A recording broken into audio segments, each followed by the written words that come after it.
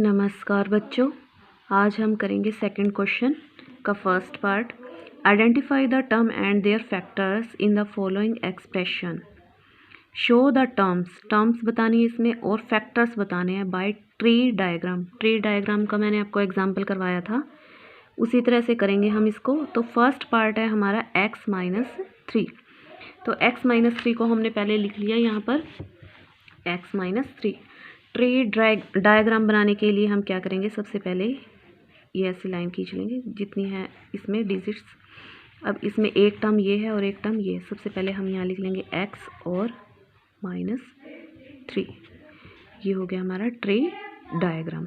इसका कैसे बनाना है, हमने 1x और यहाँ लिख लेंगे x²।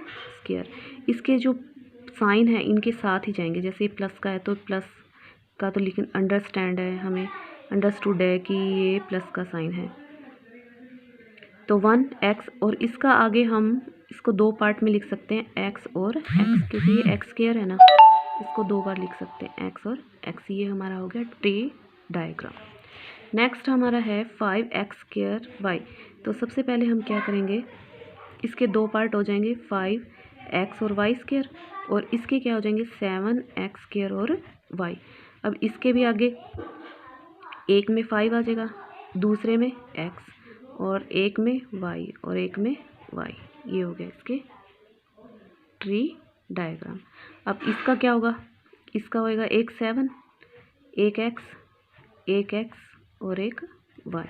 क्योंकि x² है तो इसलिए हमने इसको 2 टाइम्स लिख लिया है। y हमारा 1 टाइम है तो हमने y को 1 टाइम लिख लिया है। नेक्स्ट है हमारा ई पार्ट, -ab + 2b² और -3a। इसका भी ट्री डायग्राम बनाएंगे हम। यहाँ लिख लेंगे -ab, यहाँ लिख लेंगे 2b² और यहाँ लिख लेंगे -3a²। अब इसके पार्ट करेंगे। अब इसके पार्ट करने के लिए क्या होगा, ये माइनस वाला का -1 लिख देंगे हम यहाँ पर। जो माइनस में होगा उसको हम क्या लिख लेंगे, -1, और उसके बाद a और उसके बाद b। ये हो गया इसका ट्री डायग्राम। अब इसको लिखने के लिए क्या करेंगे, एक बार तो 2, एक बार b और एक बार b, 2b। अब ये भी माइनस का है तो इसको क्या करेंगे, एक बार -1, 3 और a और a। ये हो गया हमारा सेकंड का फर्स्ट पार्ट कंप्लीट। अब हमारा सेकंड का सेकंड पार्ट है identify terms and factors in the expression given below.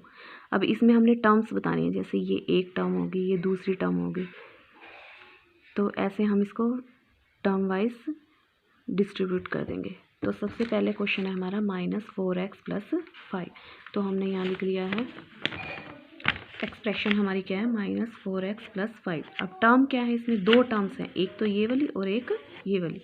तो -4x एक टर्म होगी और एक 5 दूसरी टर्म। ये प्लस का है तो अंडरस्टूड है कि प्लस का साइन आएगा। फैक्टर्स क्या होंगे इसके, इन दोनों को भी अलग अलग कर लो, -4 और x और 5। ये हो गए इसके फैक्टर्स। तो ऐसे हमने ये सारा सम करना है। जैसे ये सेकेंड पार्ट है इसका, -4x + 5y है, तो इसकी टर्म्स क्या होंगी, -4x और 5y। अब फैक्टर्स यानी इसको अलग अलग और कर लेंगे, -4 और x और 5, y। तो ये हो गई इसके फैक्टर्स। अब हमारे पास इसका f पार्ट है 1.2ab। तो इसमें 3 टर्म्स आ जाएंगी, एक तो ये वाली, तो दूसरी ये और तीसरी ये। तो फर्स्ट टर्म क्या आएगी हमारे पास, 1.2ab फर्स्ट टर्म। दूसरी क्या है, -2.4b, और तीसरी क्या है 3.6a। साइन जो है ये साथ में लेना है, ये माइनस का तो माइनस का साइन।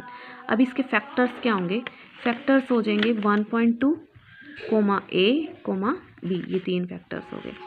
अब इसमें क्या आएगा, -2.4 और b, और इसमें क्या आएगा 3.6 और a। ये हो गया आपका सेकंड क्वेश्चन कंप्लीट। इसके सारे पार्ट्स ऐसे ही करने हैं आपको।